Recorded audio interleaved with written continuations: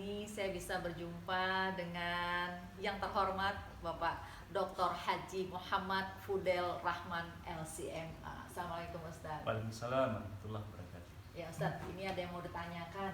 Saya banyak banget yang nitip pertanyaan ini Ustaz. Ya, berhubung dengan bulan puasa nih ya Ustaz. Kira-kira kalau di zaman sebelum Rasulullah dulu bagaimana situasi puasanya Ustaz? Lalu apakah hanya manusia saja yang berpuasa? Silakan Ustaz Fudel. Baik, bismillahirrahmanirrahim. Alhamdulillahirabbil alamin. Alhamdulillahilladzi ja'ala syahr Ramadan syahr siyam wal ibadah.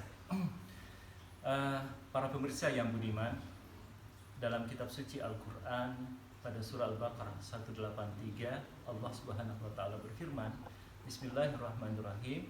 Ya ayyuhalladzina amanu kutiba alaikumusiyam kama kutiba 'alal ladzina min qablikum la'allakum tattaqun.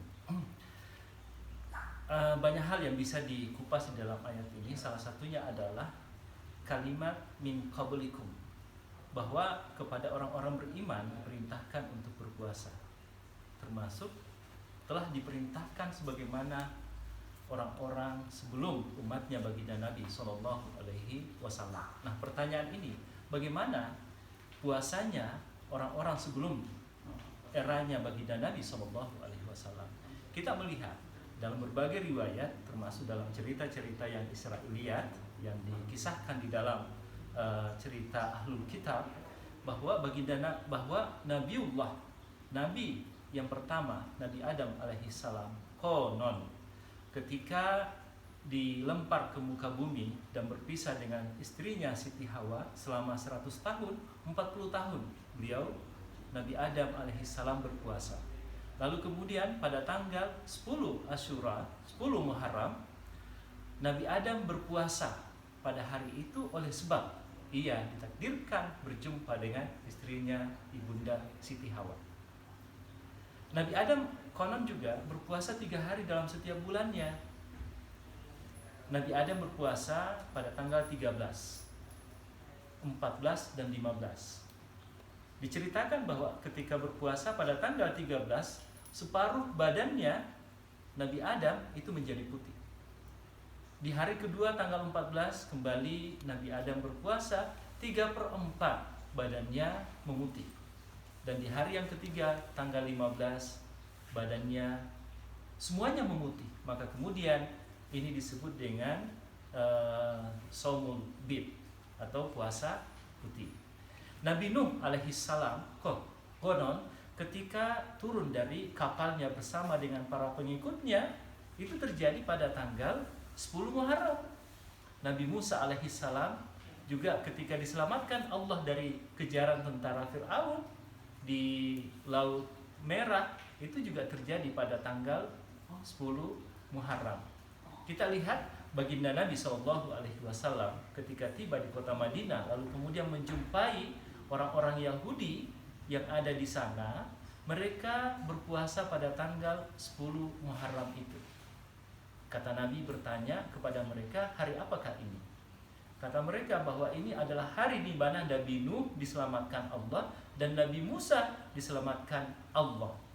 Apa kata Nabi Sallallahu Alaihi Wasallam? Ana ahaqqu bi Musa wa ana ahaqqu bis shaum fi hadzal yaum. Kalau demikian adanya, maka sesungguhnya sayalah yang lebih berhak untuk berpuasa dibandingkan dengan kalian atas keselamatan kemuliaan para anbiya sebelum saya itu. Jadi saya lebih berhak untuk berpuasa pada hari ini. Jadi orang-orang terdahulu dari kisah ini itu sudah melakukan puasa. Konon bangsa Yahudi, kaum Yahudi itu berpuasa 40 hari. Ya. Nasrani itu berpuasa 50 hari. Kita melebar lagi kepada para bangsa-bangsa yang ada di dunia ini, Romawi kuno, India kuno, Cina kuno, itu juga melakukan hal yang sama. Sehingga kita melihat bahwa yang namanya makhluk, yang namanya manusia, itu pada hakikatnya butuh terhadap yang namanya puasa itu. Bukan hanya sekedar kewajiban kepada kita untuk berpuasa, tetapi sudah naik tingkatan tarafnya untuk menjadi kebutuhan, sebagaimana kebutuhan jasmani untuk makan dan minum. Nah, berpuasa pun juga pada sisi ini adalah kebutuhan rohani dan kebutuhan jasmani pada saat yang bersamaan. Sumu tasihhu, berpuasalah kalian agar kalian senantiasa sehat walafiat. Para pemirsa yang budiman, bukan hanya manusia ternyata. Kita melihat binatang, ayam ketika mengerami telurnya selama kurang lebih 21 sampai 25 hari, itu dia berpuasa. Buaya ketika berganti kulit itu juga ikut berpuasa. Yang menarik, ikan salmon yang hidup di lautan, yang lahirnya dari sungai-sungai Amazon di benua Amerika, ketika mereka berada di lautan Atlantik, Allah mengirimkan ilham kepadanya, nalurinya, untuk kembali ke kampung halamannya ketika ingin mereka bertelur kembali. Nah, pada saat mereka kembali ke kampung halamannya untuk bertelur, itulah Allah Subhanahu wa Ta'ala memberikan ilham kepadanya untuk menemukan jalan ke kampung halamannya, menuju ke kampung halamannya yang akan melewati jalan terjal, menghindari para predator. Kita melihat bahwa Bapak Ibu-ibu, binatang